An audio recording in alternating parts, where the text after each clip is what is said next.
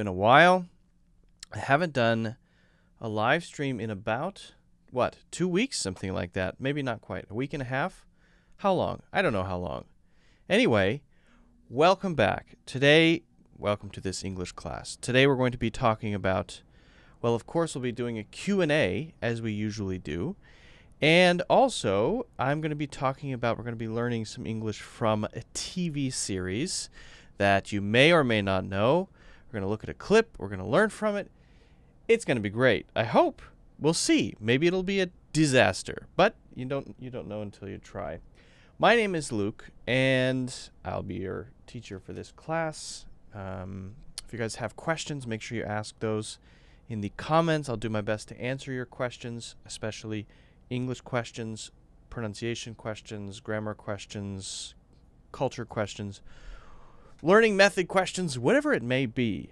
Whatever. Well, not whatever, but almost whatever. Mostly whatever.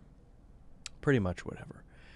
Let's see. I was out partly, I kind of got out of my routine, but also I was in Ohio for Thanksgiving, so that happened. And when I came back, I had a week kind of out of my.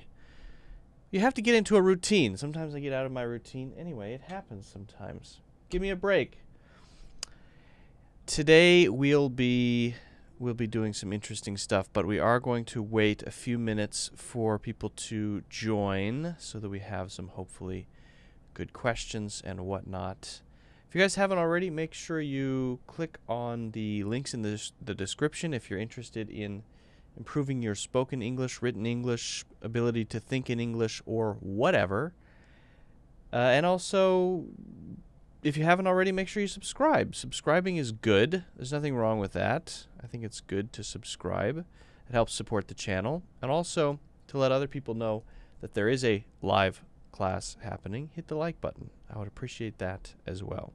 We'll get started in just a minute. Bo's here. Kassarin is here. Kassarin? Casper is here. Which is a little surprising, given that I was kind of away for a while. I'm sorry about that, by the way, but I had a good Thanksgiving. I went to Ohio for 1 week and visited my family. Even though it was a coronavirus thing, we got tested, and then we got tested in New York, drove to Ohio, which is a very long drive, and then stayed for 6 or 7 days, I think, and came back. But we didn't do the whole classical Thanksgiving family dinner because that was canceled because of coronavirus, obviously. A lot of, I would imagine, Thanksgivings were canceled. Think about that. In a room with a bunch of people. My Thanksgiving would be, 35, 40 people? It's a lot of people in one small space. If one person has COVID, then everyone's going to get it, probably. Or at least it's going to certainly spread. And my grandparents are very elderly. They're in their 80s, and so that would not be good. That would not be good. Although they did come to see us, but we had been tested. So, Assalamu alaikum. That sounds familiar to me. Where do I know that? That sounds very familiar. Anyway. All right. So if you guys have questions about whatever, I'm happy to answer them, but I do have a topic prepared, and maybe I'll start with that depending on if we get questions or not. If you do check out the courses, guys, those are on sale at about 20% at the moment. So you can just click on the first link in the description, and that will take you to the course discount. The other ones I don't think are on sale. The Black Friday sale ended. So, all right. I just want to share this link quickly, and then we'll really start. Where am I living right now? I live in New York City, in a place called Queens. How can I have an American accent? What is your current accent, Casper San? What is your starting point? Have you ever lived in Germany? I've never lived in Germany. I've never even been to Germany, but I would really like to go. It's someplace I'd really like to visit. My cat is meowing. He wants treats, I think. He's got plenty of food, plenty of water, but he wants treats. And if he doesn't get treats, he gets very upset. He's a very sensitive boy. Yeah, so Casper, tell me what your starting point is. My Yamamoto. Hi, Luke. I have a problem with pronouncing reality, quality. Any advice? Yeah. Have you been to Hong Kong? Yes. Emma studying arts. Wow, that is a very, let's say, specific name. That's like if I said Luke eating Indian food or something like that. Which is what I ate yesterday. It's a cool name. I like it. Yeah, I've been to Hong Kong a few times. Maybe 3 or 4 times. Maybe. Quite a few times. I like Hong Kong. I think Hong Kong is cool. Although it's too hot for me to live there. I like seasons. I need seasons. Just typing in the group chat here. We are live and putting in the link. And then I'll answer some questions. Okay. Yes, but not an American doesn't tell me where you're from, Casper, because where you're from makes a difference. It's not the same for everybody, you know. Okay, so we'll start with Casper's question.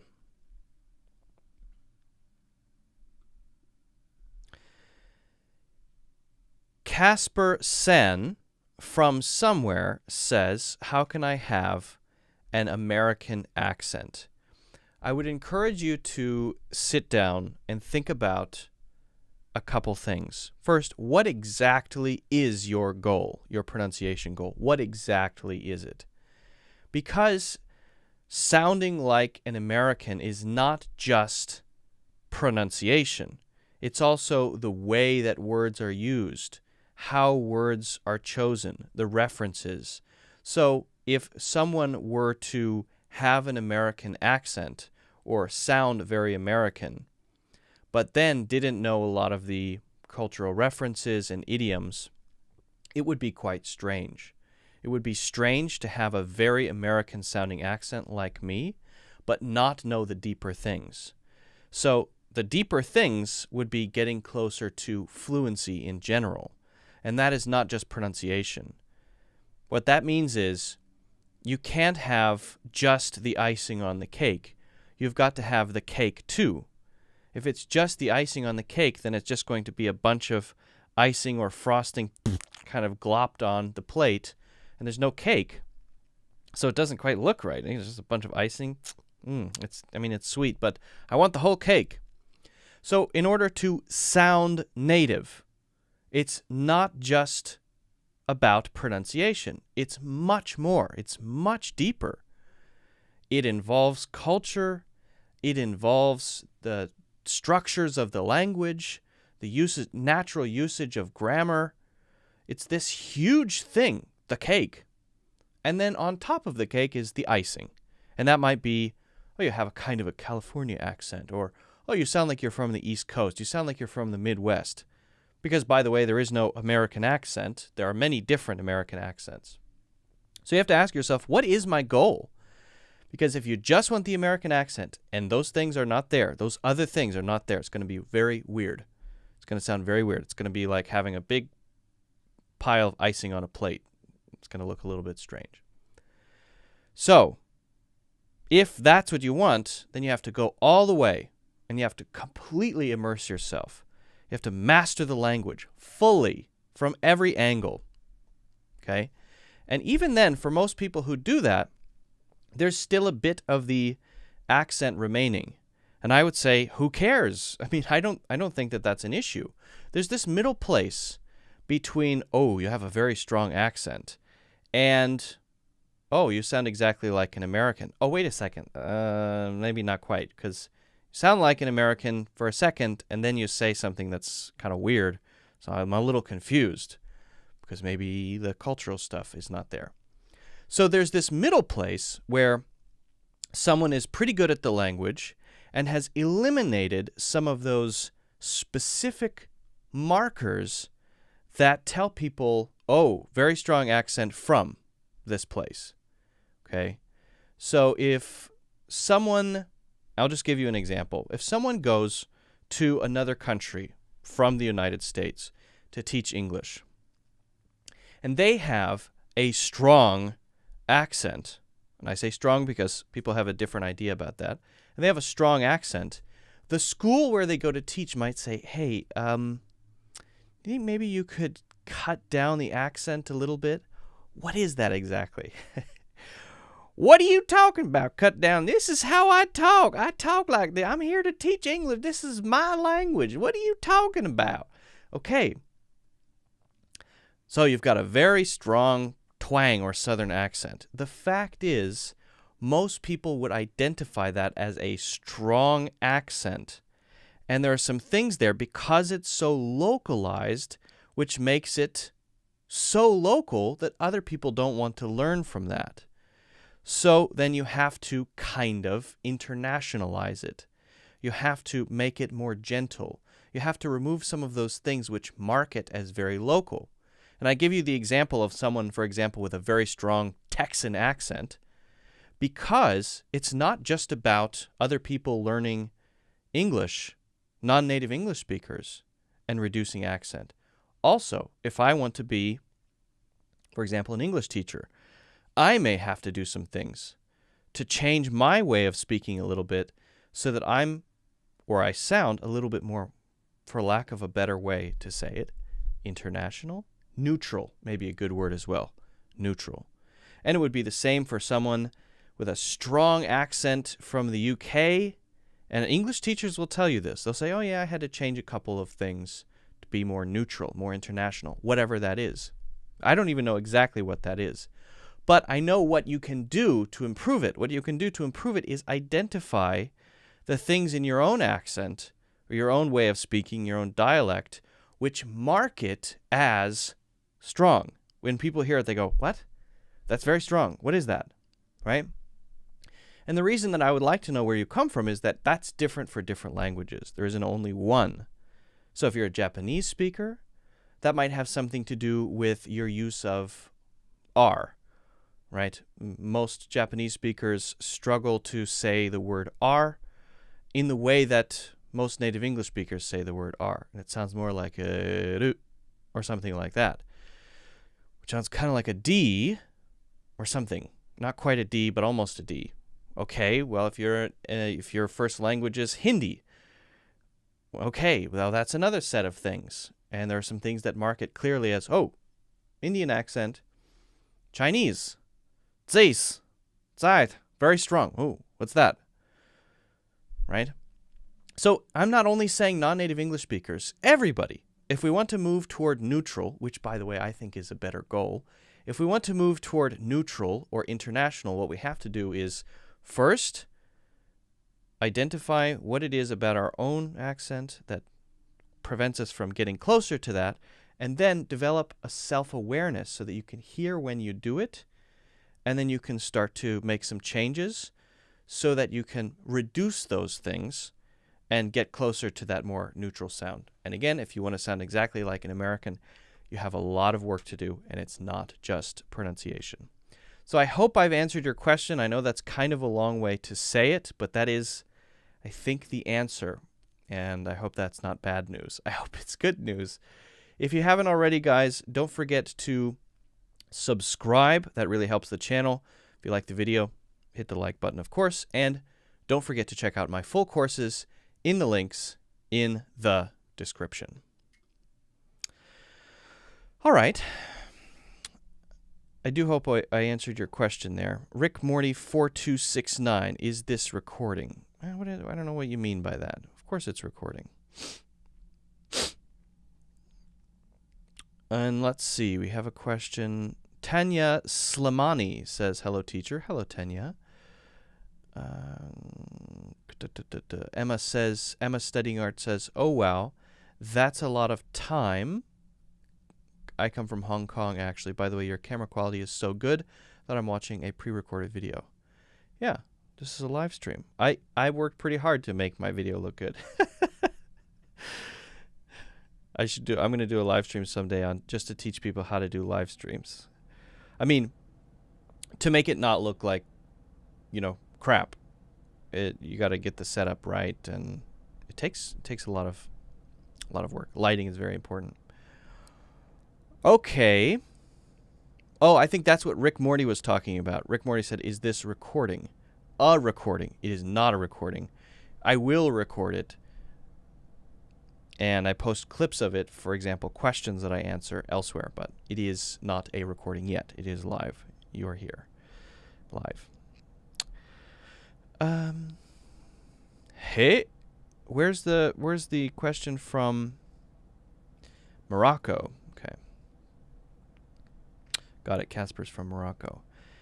Mai Yamamoto. Okay, we'll answer that one next.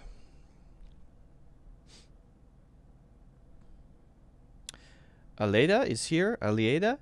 Leda or Ledia? Aleda is here from Argentina. Hello. If you've been in different countries, which one of them do you like more? Oh, so many countries I like. And sometimes the reason I might have not liked a country is not because of the country, but because of my state of mind while I was there, right? So I don't even think it's fair to say, oh, I don't like this country. Because it might have just been me. Maybe I was just grumpy while I was there, right? Greetings from Nicaragua. Hello. Greetings. Greetings. Greetings. All right, so Mai Yamamoto says, "Hi, Luke.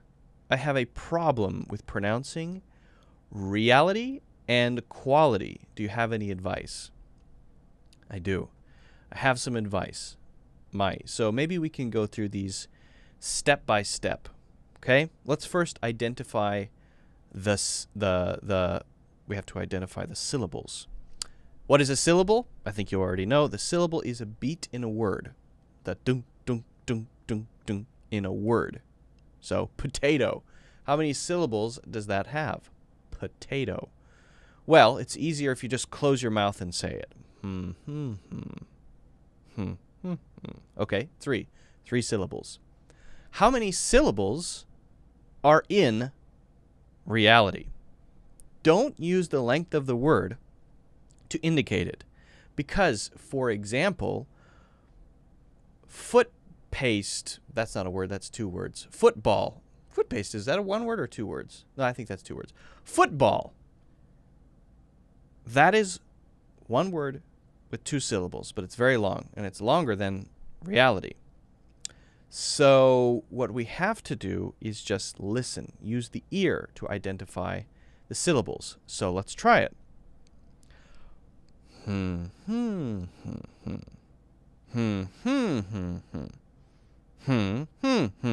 Okay, so we have 4 syllables. Now, why is this difficult for a lot of people? It's not just Mai who struggles with this one. It's a lot of people. It's tough. It's because of the transition between the E and the A. We often learn that the EA together is just E. But here it's not. Here there's a shift between 2 syllables.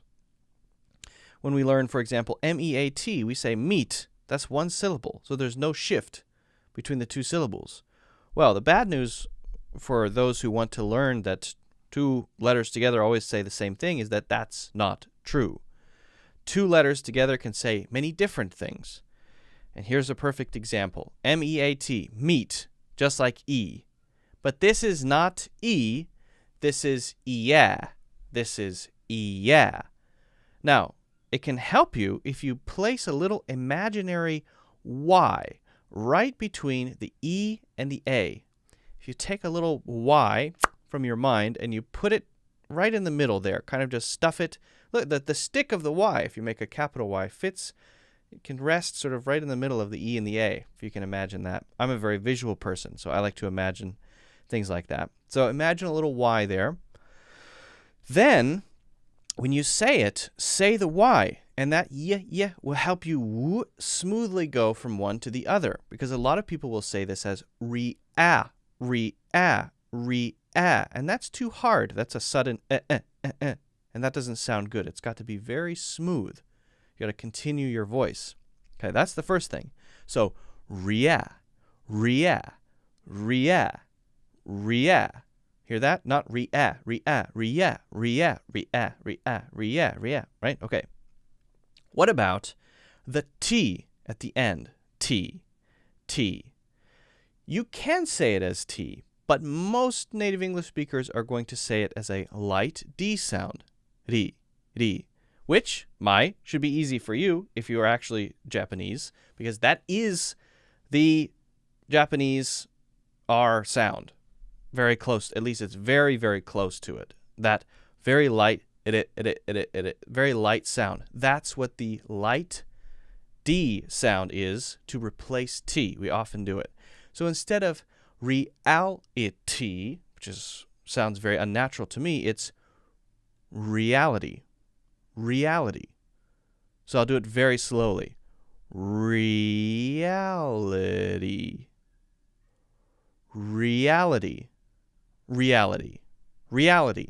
So that sounds much more natural. And the two things I'm doing which are difficult are the Y, little Y sound between the E and the A, and also the light D sound to replace the end T. So I hope that's clear. What about, hey, Karina's here. Hey, Karina. What about quality?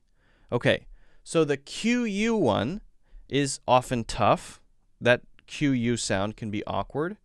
And then the end thing, just like we talked about with reality, it's the light D sound to replace the T. We often will not say reality. We often do not say reality. We say reality. It's a very light D sound. That's a very light sound. This one, qua, is actually a W. So when you say QUE or QUA, instead of it being QUA or something like that with a U sound, it's actually W. So just say a W there. Instead of a U, focus on saying a W. So QUE, qu. You push your lips forward. Qu. So it's like a K and then a W. Question. QUI, like a KWI. Quick. Okay, for this one, QUA, like KWA.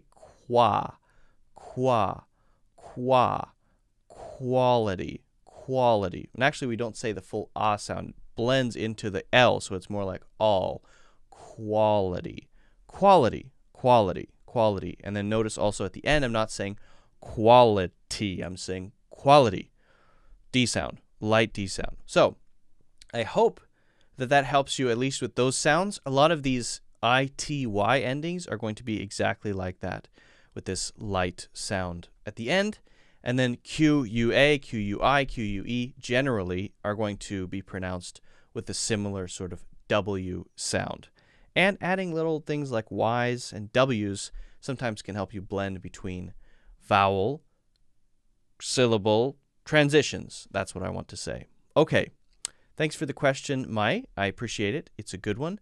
Guys, if you have not already, I would appreciate it if you could hit the like button. If you want to support the channel, also don't forget to subscribe.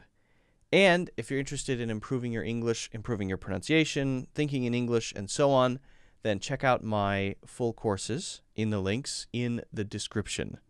And you can improve various aspects of your spoken English, including thinking in English, by the way. So, good question. Thanks a lot, Mai. Okay. Yes, keep practicing those, Mai. I hope that makes sense. And those sounds are in a lot of other sounds in English, so you can basically just incorporate them into other words. Dornixie says, is this a real life? You mean, is it a real live stream? Yes. Why do people keep asking if this is a real live stream? This is a real live stream. Okay? Jenna Lam says, I found out my Japanese Korean friends couldn't pronounce the QUE sound. They say question instead of question. Yeah, not terribly surprising. Japanese especially tends to be very... So there's something called phonemes, and this is the basic sounds that make up a language. And some languages have a lot of phonemes, and some don't have very many. English has, I believe, 44 phonemes. Japanese has, I think, fewer phonemes, not as many sounds, and also tends to be more restricted here. It's sort of a sort of language with smaller mouth movements, whereas English is very it's very wide and open, and I think that is difficult for someone who's not used to doing that. So one of the things that Japanese English learners struggle with is just relaxing the mouth and getting used to opening up a little bit wider to say some of those sounds, especially those sounds which are not inside of their language. And that's true for English learners learning Russian or whatever. It's tough to learn new phonemes and get used to saying something. A lot of people struggle with learning Chinese, saying certain sounds that are only in Chinese, that are not in English, for example. A lot of the tones, very difficult. Even if they studied abroad, they will still struggle with pronouncing some words. And it really does come down to awareness. Developing your awareness, improving your awareness is the key. Hey dude, looking great, says Nahat. Oh, thank you. I don't know if you mean my setup or what, but... G says, hello, please tell us a usage of back and abac. Well, I think I can. I think I can do that.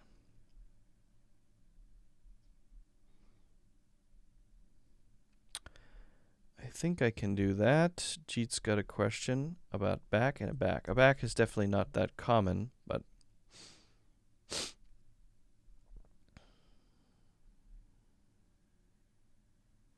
I think there's only one usage for it, as far as I know. Pleasure.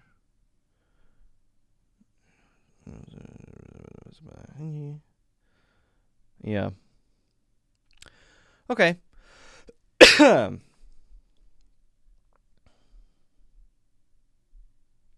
Joe says this is real life. This is not fantasy. I feel like that's a song lyric. Do you recommend watching Donald Trump's Last Apprentice to learn English?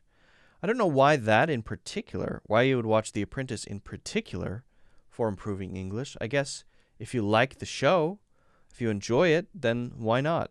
Anything that you enjoy, which you can actually understand fairly well, should be a fairly good tool. You can pick up certain things from that. I don't think there's anything unique or special about The Apprentice, but why not? Have you guys put a Christmas tree up already? I have. Let me show you mine. Let me see if I have a picture of my Christmas tree. I think I do. Oh, here's a picture of my Christmas tree and my 2 cats on the sofa. Maybe you can see that. Oh, that's not very clear. My phone. My 2 cats sleeping, and that's my Christmas tree on the right side there. I got it yesterday or the day before yesterday. Maybe yesterday. I forget. You enjoy the BBC version. You don't know about Trump. Okay. Drizzle says, hello, teacher. Hello, Drizzle. Cool name, I have to say. All right, so I'll take on Jeet's question here. Jeet says... Hello, everyone. Luke, PLS, please tell us the usage of back and abac. Okay, so maybe we'll start with abac because there's really only one usage of this, of abac. To be taken aback. Taken aback. Now, there are old uses of abac, but they're so uncommon that let's just forget about it. It's not common. Aback, taken aback, means shocked or surprised by something. I was kind of taken aback when I saw the news report about whatever. I can't think of a good example of something that would shock me. I don't think any news would shock me at this point. Oh, there we go. I was taken aback by how boring that news story was, because I hadn't seen a boring news story in 6 years. It seems like everything recently that happens is totally insane on the news. So if something takes you aback, or you are taken aback by something, you're kind of shocked by it or surprised by it in some way. That's it. That's what it means. And it doesn't have to be some sudden thing happening. It could be your reaction to something that you just found out. It's been true all this time, but you found it out.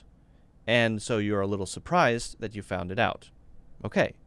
So maybe I was taken aback when I learned that my English teacher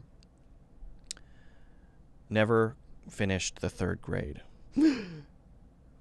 Never finished the 3rd grade and was raised by wolves. Taken aback. Now, back is far more general. Back is often an adverb, so used with a verb, and often part of something we call phrasal verbs. So, if someone says, get back, that means I want you to move backward away from me. If someone says, stay back, it means the same thing. Don't be near me. If someone says, go back, it means we need to return. If someone says, I'll get back to you, that means I will return, for example, your call, or I will send you an email. I will return it. So it could mean return. It could mean move backward, right? If you jump back, then you jump backward, okay? So it has all kinds of meanings. And sometimes it also means again. Can we just go back to that? So that could be return, or it could be do that again. It could suggest that we're doing it again. It has so many different usages. What I would recommend that you do to actually get a sense for this would be to not look up the word back, but look up phrasal verbs with back, because often the usage of back is a phrasal verb. Not only, but often. So go back, come back, get back, stay back, look back, buy back. It's so many. I can't even name all of them off the top of my head. There are probably dozens, if not more than 100 different phrasal verbs with back. So many that I would recommend you look up a list, see which ones are most interesting to you, and learn them. And the interesting thing about phrasal verbs, like, for example, get back to you, to get back. Well, one meaning is get back, stay away from me. One meaning is I'll get back to you, meaning I will respond to you. I will return your message. I will say something back or in return to you. So that has two meanings. And a lot of the phrasal verbs, not only the ones with back, have 2, 3, 4 meanings. So that'll be interesting for you, a sort of process of discovery. Find the ones that are most common, look up their different meanings, play around with them, write them down, practice them, and see if you can fit them into your next conversation, or maybe if you're writing your next composition, or if you're just thinking into your own little process. If you're in your own mind, then in your next thought. Some people like to talk to themselves. That could be a great way to practice. So I hope that makes sense. I hope my explanation doesn't take you aback. I hope you aren't taken aback by my explanation. If you haven't already, don't forget to subscribe. I would appreciate that. Also, check out my full courses in the links in the description. And if you want to support the channel, then also hit the like button if you don't mind. Thanks for the question, Jeet. Okay.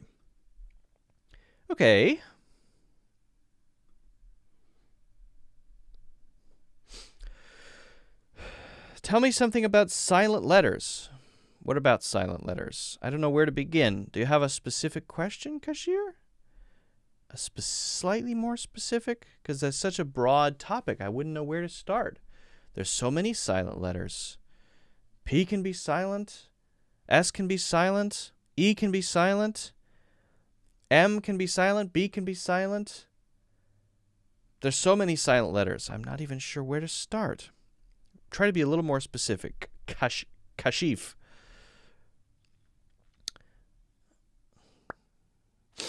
Hi, teacher. How can I make meeks my English better 50%? It's not quite so simple. Language is not a process of, it's 52% better.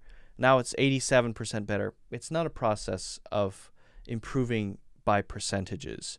And everybody improves at a different rate, and everybody improves for different reasons. So what works for you might not work for someone else, and how fast you improve might not be as fast as someone else.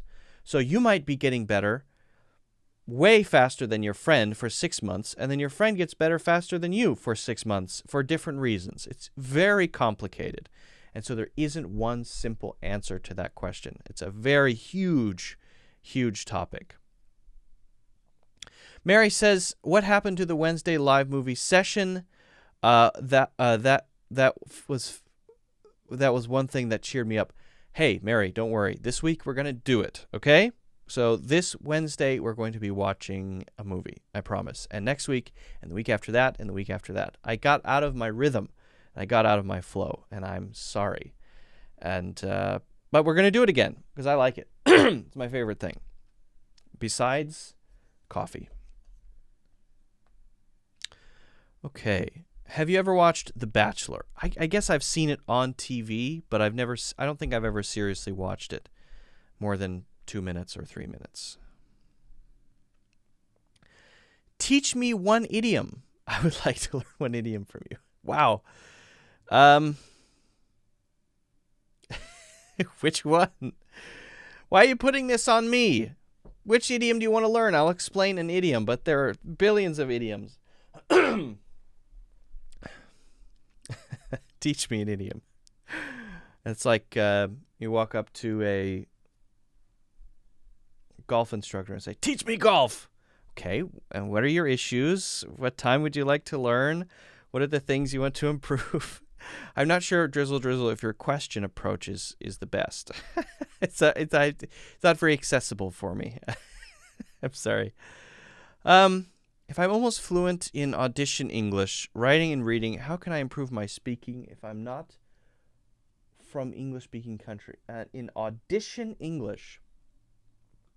Hey, cool boy, could you maybe clarify what you mean by audition English? Audition English. Have to explain that one to me. Beetle pick. How to say bad and bag. There you go. Bad. Bag. Bad. Bag. Bad. Bag. Same A sound.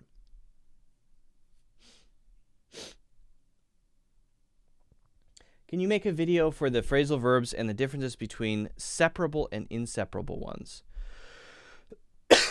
That's an interesting topic. I think you're talking about there the ones that can be broken up or made into a noun. For example, work out and workout. I went to do a workout. I will work out. Or take off and take off. After takeoff, we took off. Sometimes they're separated. Sometimes they're combined. That's an interesting one. I'm going to make a quick note because I like that topic. But that's something I probably would have to prepare for. Something I would want to actually prepare for.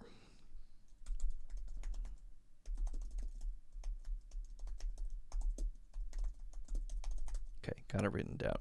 I got it. Very nice. Okay. Oh, Mary can teach ballet. If anyone wants to learn ballet, then just walk up to Mary and say, teach me ballet. Will that work? Does that work? I think what Mary would say then to me to respond was, lose 40 pounds.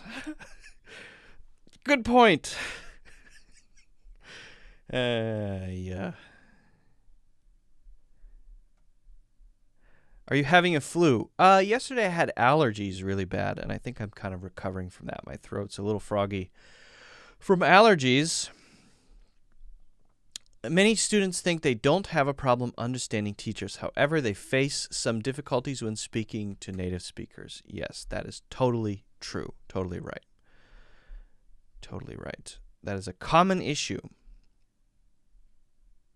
Okay. Well, I have something, excuse me, I have something I'd like to share with you. Guys, if you don't mind, I have a kind of topic prepared.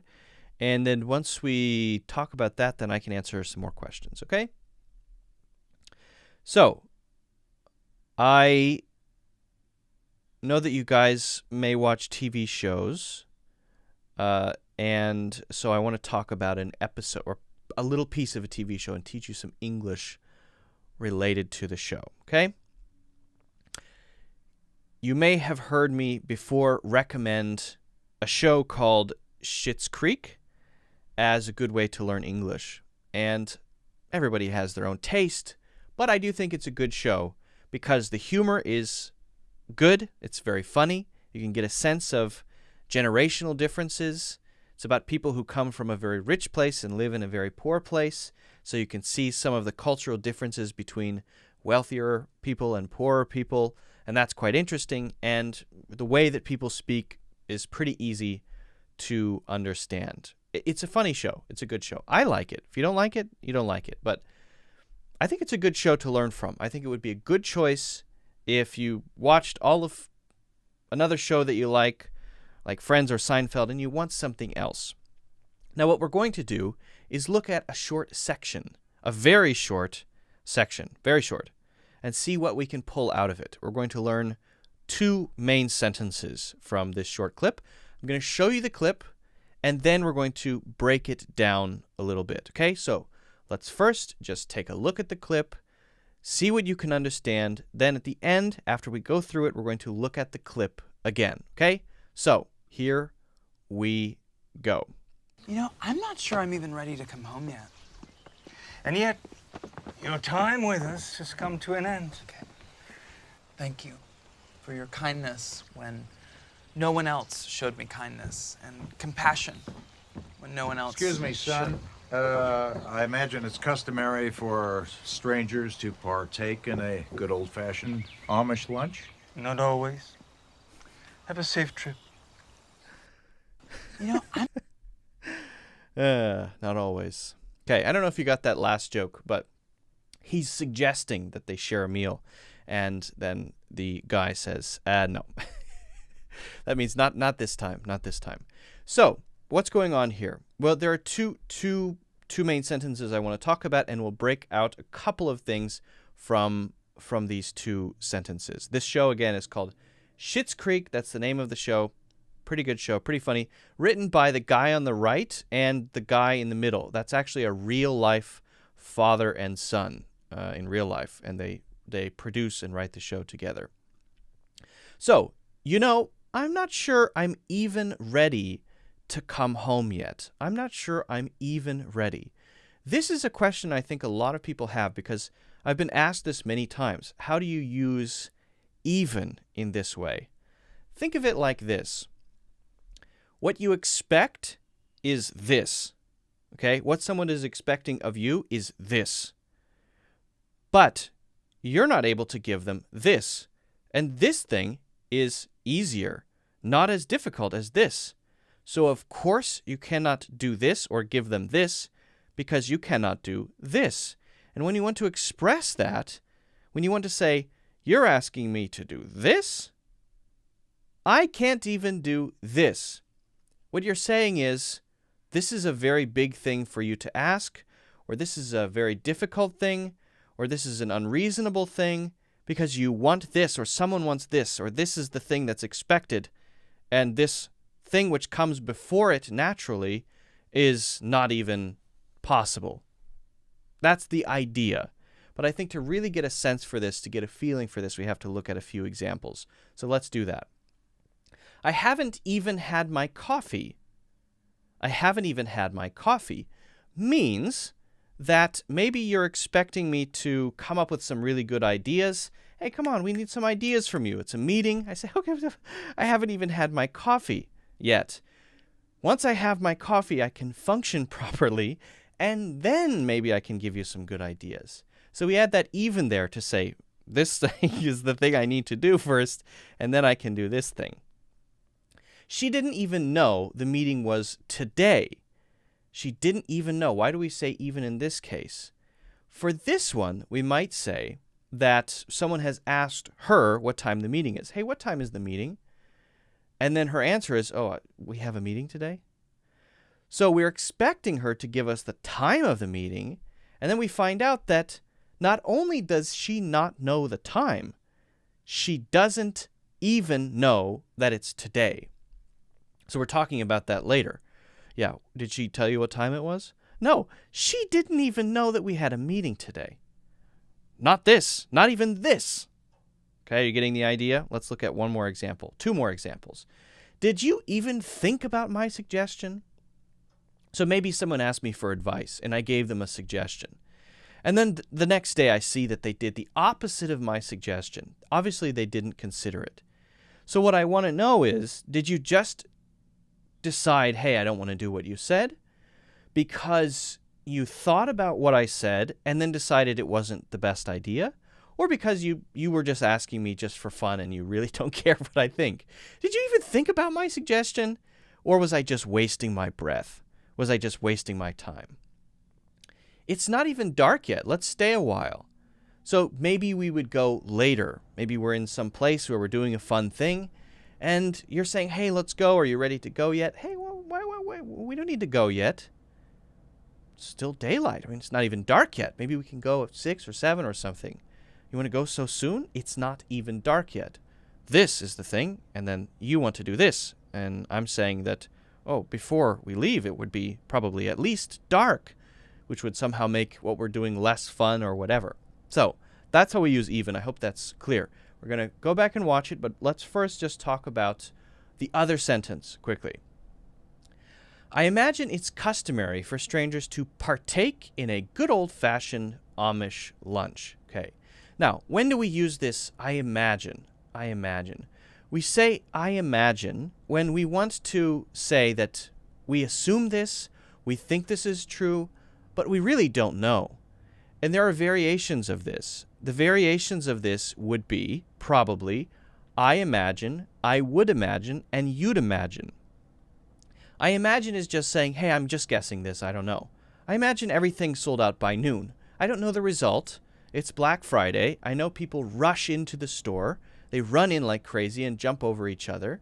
So probably everything that's on sale is sold out before noon.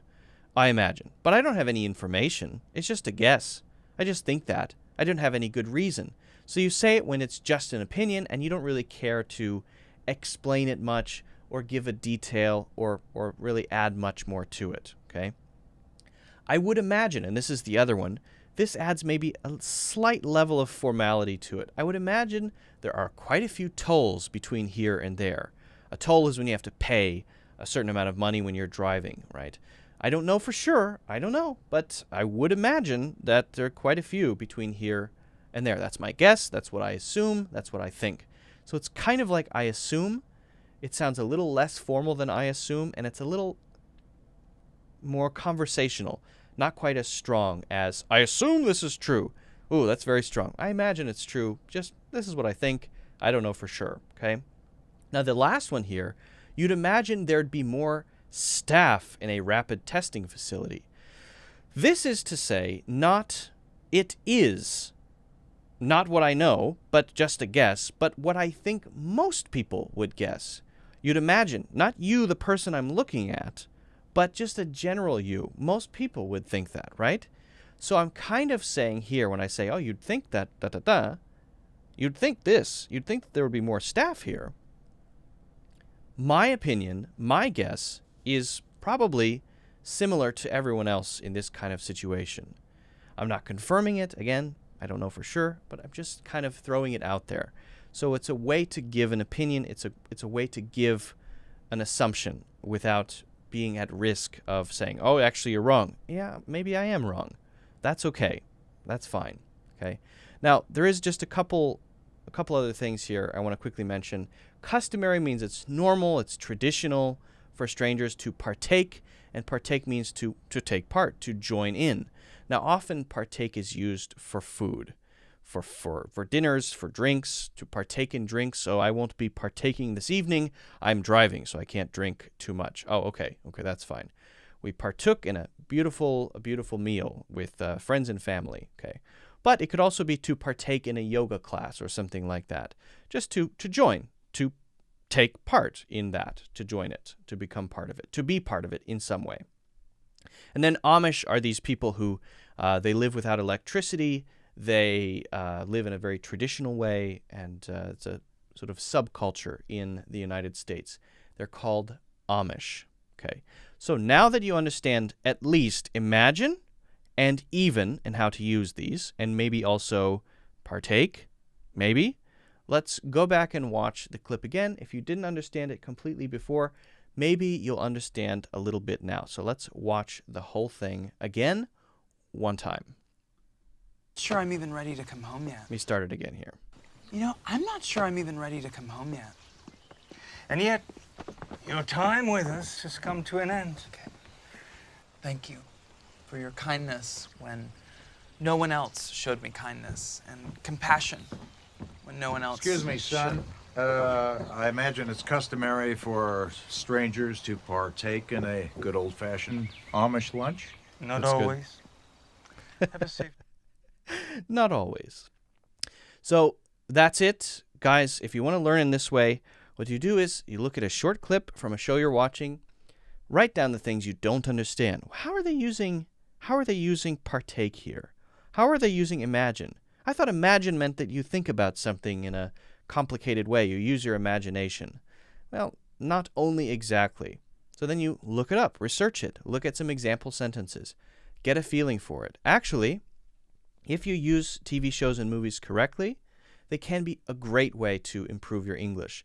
But you have to kind of use them as study tools and not just casually watch. Because if you just casually watch, then you're being entertained, and that's fine, but you're probably not going to learn as much. So, if you have any questions about this, let me know in the comments. If you haven't already, don't forget to hit the like button, of course. Subscribe if you'd like to help the channel. And don't forget to check out my full courses in the links in the description. Okay. Can I improve my English from English songs? Some people use songs to improve their English. I personally don't think it's a great idea because songs don't usually have natural sounding English. It's kind of odd English. What's your advice for us in the end? How can we learn English very fast? Because for me, English language is my big dream. I'm trying my best to learn it because it is the opportunity to all my goals. It's such a yes. I mean, I would start by saying maybe questions can be narrow down your focus a little bit. If you see this huge thing, how do I make me better, right? It's the same as the question earlier, this big thing that's hard to approach. It's hard to begin anywhere with such a big thing. So what you have to do is break down the things that you struggle with most and approach each of them individually. And don't say, I must tackle this whole thing of becoming a better English speaker all at once in one way. That's not right. Look at the different pieces that you struggle with most, the areas that you're weak in, be aware of those, and start working on those individually in different ways. Break the problem up and try to focus on them more specifically.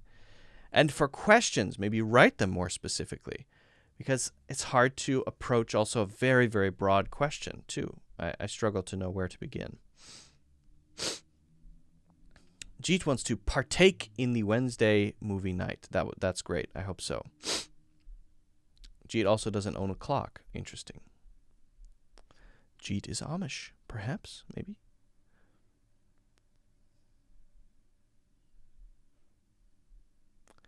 Okay, could you tell us the time of the film session this week, please?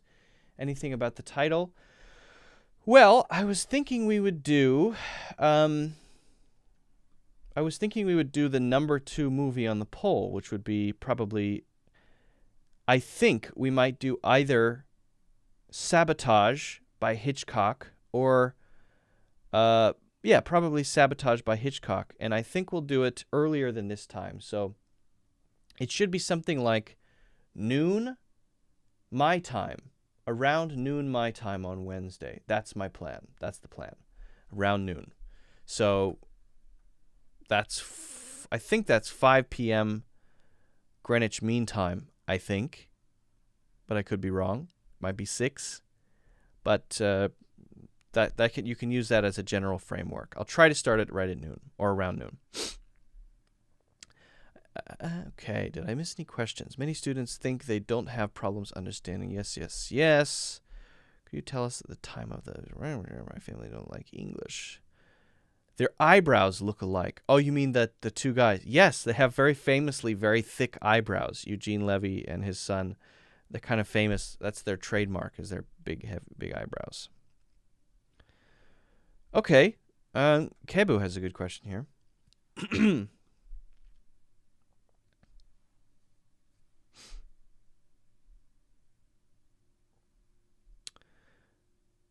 I look like Chris Norman. Okay, who's Chris Norman? Let me see here. I need to know if I should be insulted or not. Chris Norman. What? I am insulted. Chris Norman is 70 years old. Great. Fantastic. Chris Norman is a 70-year-old musician who, yeah, okay. I look like a 70-year-old guy. Thank you. I appreciate that. That's so nice. So, Kibu says, difference between gotta, gonna. My recommendation here would be, when you write anything, try to write a whole sentence, because anytime you write something and you make something, you're practicing. You want to improve, right? So if you write, I know what you mean, but also, here it is on the screen, over here. Here it is on the screen, and it might be confusing to some people. People might have certain judgments about not writing a complete sentence. I would encourage you guys, if you write questions, to try to write a full question, to write a full sentence with a capital letter at the beginning, and write out the word and everything, because that's going to push you to try to, be more natural with your speaking and writing in general. Okay, so difference between gotta and gonna. Gotta means got to, gonna means going to. So that's the difference between them. But what does got to mean and what does going to mean? If I say, I'm gonna go, I'm going to go, is there any difference? No, they're the same. I'm going to go, I'm going to go. But gonna feels less formal. It feels much more casual. But a lot of people will say it. I'm going to go. I'm going to go do something. I'm going to go make a cup of coffee. I'm going to do that. But that gonna means will. We cannot have going to replaced with gonna if it means travel. So we can't say, for example, I might say, I'm going to Denmark. I'm going to Denmark. That going to means travel to. So that's a different going to. If I say I'm going to make a sandwich, that's I'm going to, then a verb, make, in the infinitive form, make, or the simple form, make a sandwich, okay, to make a sandwich. That says I will do that. That's what I will do. So it's about the action. It's about my future action and my plan. But if I say I'm going to Denmark, now it's different. I cannot replace that with gonna. I can't say I'm gonna Denmark. No, you can't do that. So if it means go, travel, then you can't replace it. You can't shorten it. But if it means going to, then you can. It's okay. It's less formal. Generally, I would not recommend writing it, though, in a sentence. Now, stay away from that. Gotta means got to means have to. I gotta go. I gotta go. Now, notice I'm not saying there, I'm gotta go. So there is a difference here. I gotta go. I'm gonna go. I'm going to go. I've got to go. So actually, we don't say I've gotta go always. We often just say I gotta go. I gotta go. But It's already lazy English, so who cares, right? We have mentally added in there an I have or an I've that's actually really there in the grammar. I've got to do something now. I've got to make a few phone calls, which means must. I must, but must sounds quite formal. I must make some phone calls. I have to is kind of in the middle. That's kind of neutral. I have to do that. I have to. But that's also a little more forceful than gotta. Gotta sounds more casual, not so serious, more relaxed, definitely. So, just to be clear, when you say I gotta run, I gotta go, I gotta make some phone calls, I gotta make some food, you are including grammar in there that's not really in there. And you're casually saying that you must do that. Okay? So that's the difference between gonna and gotta. And by the way, we also say wanna. Wanna. Which means want to. I want to go. I want an ice cream sandwich. Want. Well, actually, want an ice cream sandwich would be wanten. So, no, that would be different. I want to know would have to have a verb after it. I want to know. I want to know what you want for lunch. I want to know. It would have to be a verb right after it. Not a noun. So I hope that answers your question. Kebu? If you guys have further questions about this stuff, let me know in the comments. If you haven't already, don't forget to hit the like button if you like the video. Also, subscribe if you want to support the channel and see future videos, and check out my full courses in the links in the description. Okay. Which kind of memories you never forget in your life? I never forget embarrassing things, for sure. I definitely don't forget things that have embarrassed me in the past. I can remember those things very well.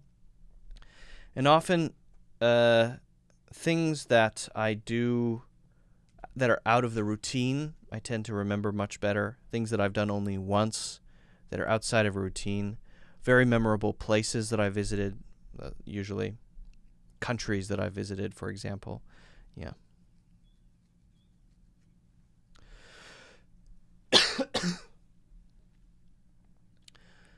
Okay. I'm gonna do. Yeah, this is the same thing. One is less formal than the other. If you say, I'm going to do that, that's correct, grammatically perfect. I'm going to go, I'm going to do that. I'm gonna do that is the same thing. It's just, you wouldn't write that down probably. You'd say it. It's common to say that. It feels much more casual. Learning English through songs is not very advisable since the language used isn't the same way we teach in general English classes. Yes, I agree with this. Some people like to learn English with music. Personally speaking, I don't think it's a very effective way unless you really love learning new words, just because music is kind of how can I say it? Dumbed down, for lack of a better way to say it. Not to criticize music, obviously. Lyrics can be brilliant and genius, but they're simplified in a way that doesn't sound like normal speech. And so what you're learning is not normal speech. So if you want to learn that and you think that's interesting and you think, you can pick up some new words, okay. I don't think it's the best way to learn. In fact, I think it's one of the worst ways to learn. But that's just my opinion. Are you married? Have kids? I am married. Good evening from Brazil. Good evening. Can you describe life in New York? Well, life in New York is not so interesting these days because a lot of people are staying home because of COVID. We still have that going on. So that means we can't go out that often, go to museums, go do fun stuff. Normally, I would say New York is a very interesting place because there's so much variety. There's so much diversity. It's fascinating. Now, not so much. Now, a lot of places are closed or very restricted. Some restaurants are open. Taking public transportation is not super easy or fun. So I would say in general, living in New York is not that different from living anywhere else. I mean, I only go out to go to the supermarket, and when I want to drive somewhere, maybe to a restaurant slightly farther away outside the city. I don't often go to restaurants in the city, so.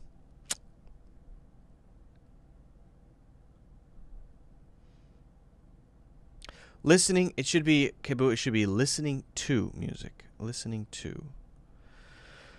All right. Did I miss? Yes, sir, of course. Did I miss any other questions? Answerable questions, that is. There are a couple questions that are today that are just a little too broad, that are kind of tough to tackle as answers in a live stream. So if I didn't answer those, I apologize. But it probably just means I don't know how, or it's too big for me to try. Well, I expect we're gonna do the live stream on Wednesday, so I hope you're ready to join. I hope you're going to join. We're gonna watch. Pretty sure we're gonna watch Hitchcock. And last time we watched a Hitchcock movie, that was my favorite one. That was a really good one, and so I think this one should be pretty good too. But we'll see. So make sure you join on Wednesday. That's going to start around noon, and I'll try to make sure I start on time. What is a CVC ADJ? ADJ is short for adjective, but what is a CVC I don't know. CVC adjective. A CVC adjective. Consonant, vowel, consonant. Okay, this is something I didn't know of before. If the adjective ends in a consonant, vowel, consonant combination, CVC, double the final consonant before adding ER or EST. However, do not double the consonant in words ending in W or Y. Huh. Okay, well, sounds like, wow, all right. Cool. Didn't know that. Kind of boring. CVC adjectives. All right, that's a new one for me. I'll have to look that up later. All right, guys, I think we're going to call it a day. Thanks for joining. I appreciate it. I know we only did a relatively short one today, but it's literally been great to join your live session. Hope you're able to catch the next one. Oh, hope I'll be able to catch the next one. Yep, so hopefully see you Wednesday. What kind of things always inspire you to achieve your goals? What kind of things? I don't know. Once I get something in my head, it's almost like there's a giant mountain in front of me and a dragon on top of the mountain. And if I don't climb the mountain and kill the dragon, then I'm going to be sad. And so that's what motivates me, is that I got to kill that dragon up there. And that it makes me happy to try to do that, even if it takes me 10 years. All right. Guys, thanks a lot. Hey, Luba's here. We're just about to end. Going to make a video about inversion, maybe in your new courses. Actually, I think in the grammar course there will be. Yep, in the grammar course there's a whole section on that, in fact. But thank you, Luba. Good to see you. May I call it a night? May I call it a night? You don't need my permission to call it a night, Jeet. You're welcome to call it a night whenever you decide. It's okay. All right. Guys, thanks so much. See you next time. I think I'm going to go grab some lunch or something and film for the new course. Working on some new courses. Always working on courses. Right now I'm in the middle of filming number 5. So that's very exciting. If you want to check out the current courses that are there, then you can click on the link in the description. They are 20% off. If you haven't already, make sure you hit the like button. I would appreciate that. That lets other people know that you enjoyed it, and also subscribe so that you can see Wednesday we do the live stream, and then also we'll do one later this week and other videos that come out. So thanks a lot, and I will see you guys in the next one. And thanks for the great questions. See you guys.